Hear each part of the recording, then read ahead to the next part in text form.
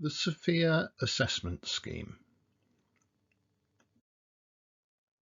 As the dependency on digital technology becomes critically important, it increases the need for professionalism in those specialists we rely on. This happens with all professions. We need them to be truly capable. However, in the past, many recruitment processes have relied purely on training and certifications that only demonstrate knowledge and theoretical understanding. It's a little like trusting your teenager to drive the family car, loaded with all those you love, having only passed the theory exam and with no practical experience. Knowledge is important, but knowing in theory how to follow a project management methodology doesn't make me a professional and competent project manager. But we see people turning up for interview, having been vetted by the recruitment agency and recommended on the basis of a training certificate, and then we discover they have never actually managed a project before. In some cases, if we're looking for a junior project manager, that might be enough, but we will recognize their limitations and have suitably low expectations, and will give them a chance to apply that knowledge and make some mistakes, but in a safe way, perhaps with an experienced project manager with years of successful project delivery supporting or mentoring them. We need a common language for describing skills and competencies so we all understand each other. We need a consistent and internationally recognized way of recognizing the difference between knowledge, proficiency in a skill, and a fully developed professional competency.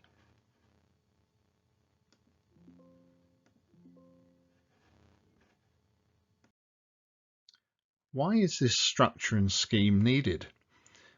Well, looking at it from different perspectives, if we think about the individual at any stage of their career, whether they're just starting out or whether they're more experienced, they need a mechanism for getting professional recognition. They need help in job applications and promotions to demonstrate the skills and competencies they have. They need something that is independent, externally verified around their skills and competencies. And importantly, it needs to be using a common language, so alignment with an internationally adopted skills and competencies framework. If we think about this from an employer's perspective, when they recruit, when they hire people, they want to do it based on their skills and competencies and have an independent verification of those skills, not just their training certificates, which often only tell you that they have a theoretical knowledge and understanding and not necessarily any practical experience. Employers also want to look after their staff and provide professional development support and recognition of their skills and competencies. This helps them to retain their best people in a market where we're seeing lots of skills shortages and often people moving around to different organizations due to a perceived lack of development opportunities and professional recognition. And again, for the employers, the alignment with a common language and internationally adopted skills and competencies framework is really important.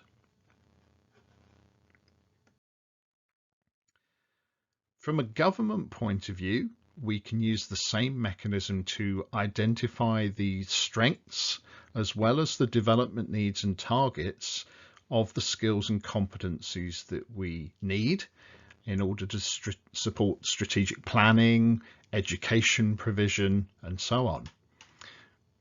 This can also be used to support decision making around immigration and employment. And again, that same theme of using a common language and internationally adopted skills and competencies framework, whichever perspective you're looking at it, that's a common theme. If you're an education provider, training provider, certification body or professional body, then the use of this type of scheme will help people to select the most appropriate actions for their development needs. They can align your offerings to their skills targets, and again using that common language.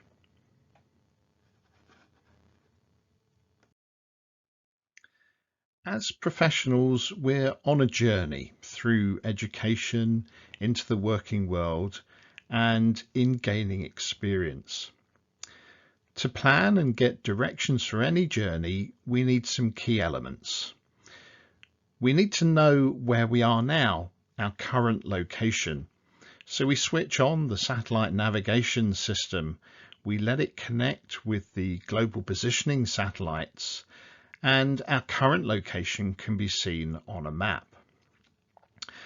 The next thing we need to do is to take a view on where we need to go next.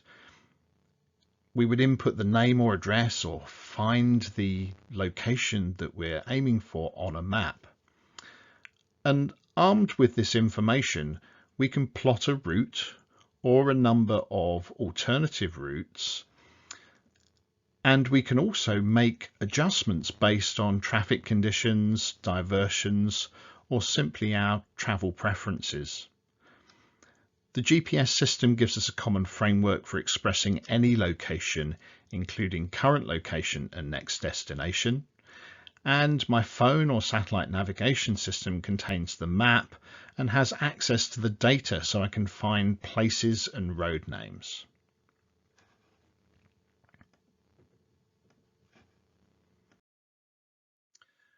Within our specialist domain of technology-related skills and competencies, SFIA gives us the equivalent of that GPS, Global Positioning System, and the maps, and also the common language for describing locations in a way everyone will understand.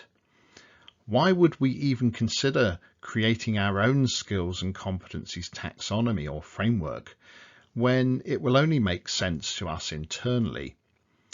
It would be a little bit like deciding to create our own satellite network, launch the satellites, create brand new maps, and rename every street and building on the planet with a brand new name. Why would we do it when it already exists?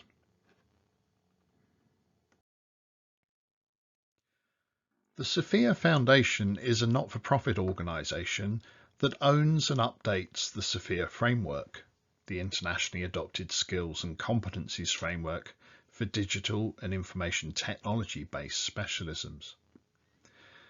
The SFIA Foundation have defined an accreditation scheme, which includes certification for professionals whose skills and competencies are described using SFIA, and who wish to be recognised for their knowledge, skill proficiency, and/or competency.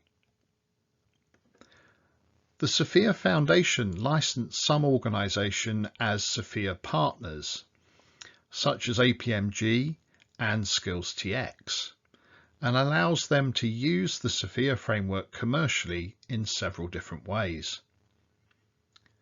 Some partners run SFIA assessment schemes, and some partners are SFIA assessment partners. Some SFIA partners are also SFIA training providers delivering accredited SFIA training.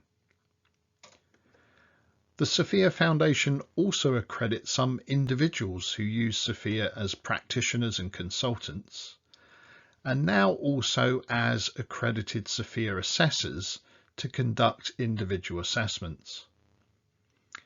SkillsTX have worked with the SFIA Foundation to define the scheme, including the SFIA Assessor Accreditation criteria and accredited training course, which, as a global SFIA training provider, SkillsTX first piloted in 2021 with the Australian Public Service Commission. SkillsTX have worked with the SFIA Foundation and APMG to develop the APMG SFIA Assessment Scheme, and are the first SFIA assessment partner approved to assess individuals and issue digital credentials or badges under this scheme. SFIA assessment partners must use SFIA accredited assessors to assess individuals for digital credentials and badges under SFIA assessment schemes. APMG issues the digital credentials or badges via the Credly badging platform.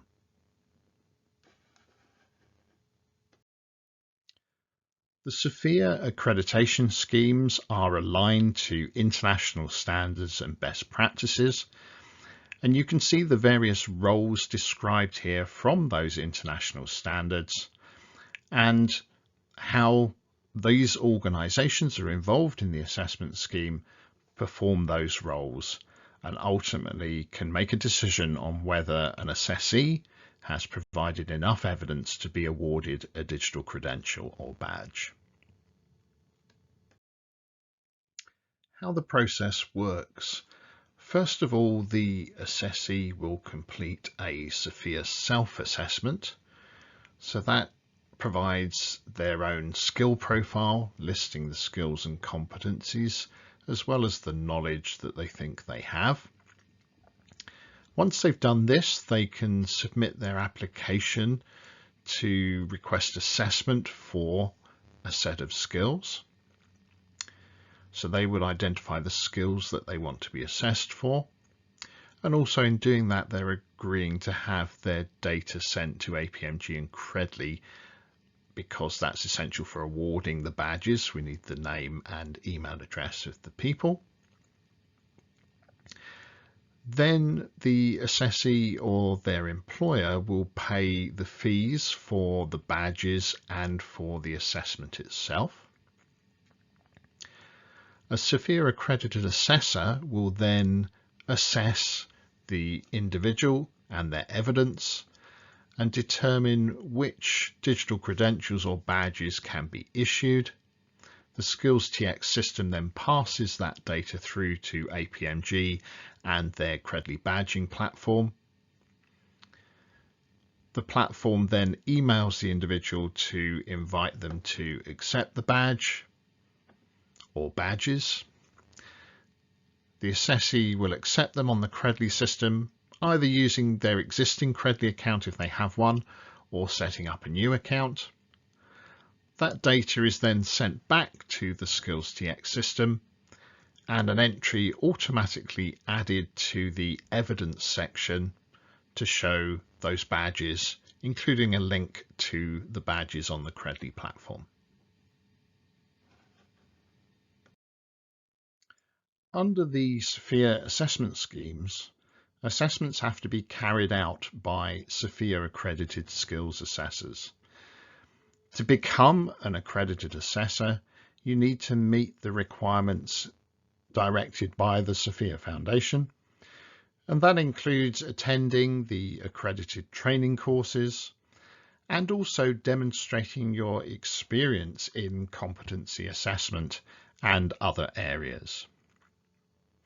Although there's no predefined criteria for attending the training, to become accredited, people will need to have some experience. So potential assessors should really have a good background in the technology domain, preferably have worked in a technology role, and have a broad understanding of how technology functions operate and the roles within them. Some assessors could come more from a human resources or learning and development background.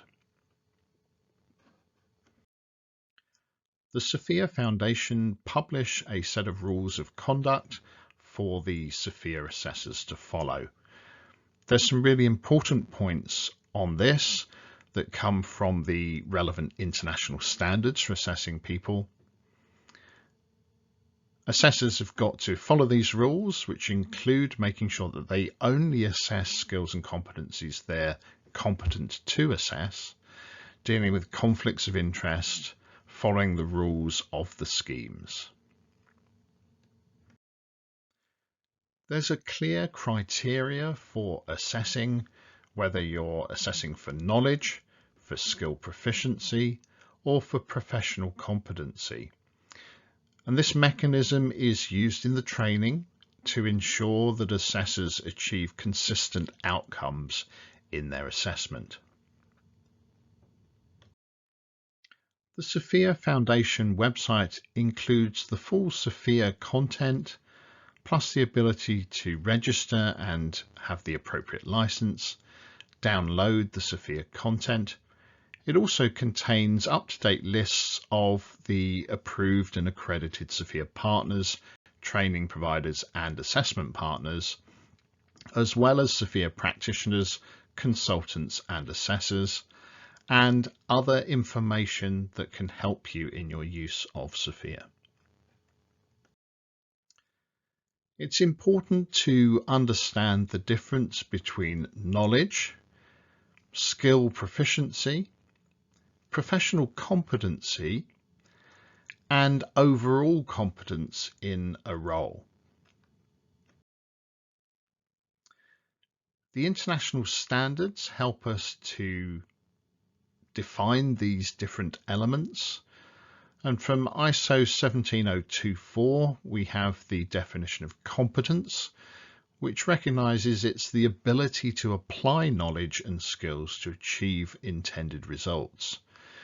So under the SFIA Foundation assessment schemes, we can use SFIA to assess these different elements. So knowledge is really the ability to explain the knowledge and the use of knowledge relevant to the SFIA skill. So can explain, understands how to apply. Then we have skill proficiency, which is really that they have applied the knowledge and done it sufficient amount of times and an amount of duration to become proficient in their performance of that skill. Competency takes it a step further, where we check that not only have they done it, but they've done it multiple times so that they are fully professionally competent. They have no more development in that skill at that level. Their development focus is on that skill at a higher level or on different skills. So their experience has to be in relation to a job, role, or function within a working environment.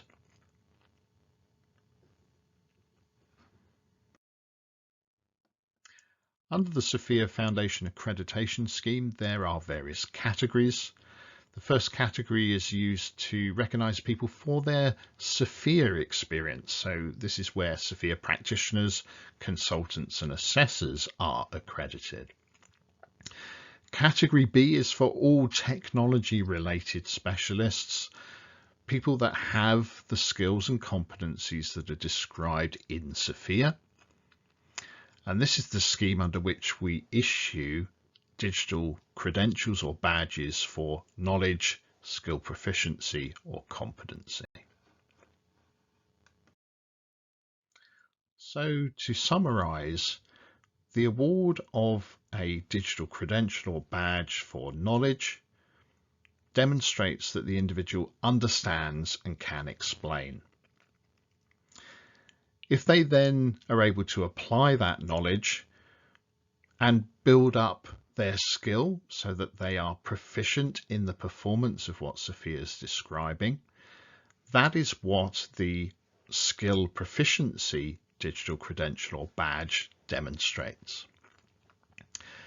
And then if they've moved their experience on sufficiently, gained some professional experience, and they're fully professionally competent, then they could meet the requirements of the competency credentials or badges.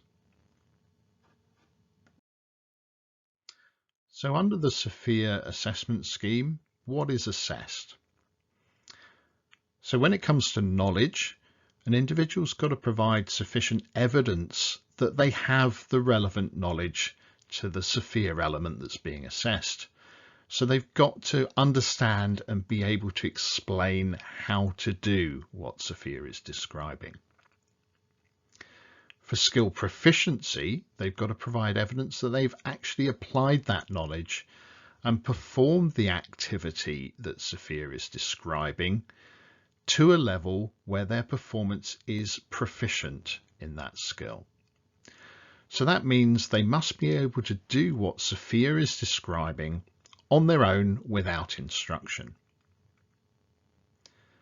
For competency, they've got to provide sufficient evidence that they've applied that knowledge and the skill and have significant professional experience of performing the activities that SFIA is describing.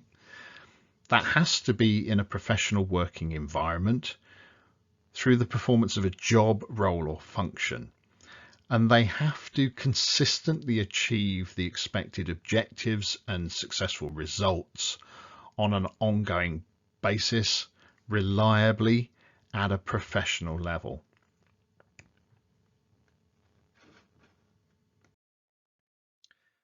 As a knowledge badge represents a theoretical understanding of a subject, an individual applying will just need to demonstrate that they understand and can explain how the activity that's described by SFIA in that particular skill at that level can be done. When it comes to skill proficiency, which is applying the knowledge and proving that you're proficient in doing what SFIA is describing in that skill at that level, the mandatory requirements are a little bit more detailed. You've got to demonstrate practical experience of actually doing what SFIA is describing, at least 85% of the SFIA description. You have to be able to do that activity on your own without instruction. So proving that you can independently perform that activity proficiently. You've got to have done it a number of times, so several times over an extended period of time to the expected level of quality. You've got to achieve the expected outcomes or deliverables. Your evidence has to be recent. We use a cut-off period of 7 years for consistency. And that skill really needs to be developed to the point where you can actively deploy it in a professional working environment. For competency, the mandatory requirements include demonstrating that practical experience, again to 85% or more of the SFIA description. Evidence that that experience is in performing a job, role or function, that it's been carried out independently without instruction while you're performing the activity, that you've done it several times or over an extended period of time, achieve the expected outcomes, consistently achieve the overall objectives and a successful result on an ongoing basis, and that that's at a fully professional, competent level, and that the evidence is recent. There are some notes provided on the difference between competence and competency, as these terms quite often can be confused, so there's a little bit of guidance there from the relevant international standards that just describes that difference. Within the SFIA Assessment Scheme, competency is used when you're assessing a person for an individual skill at a particular level. But there is a provision for certifying people for their overall competence in a role, job or professional profile.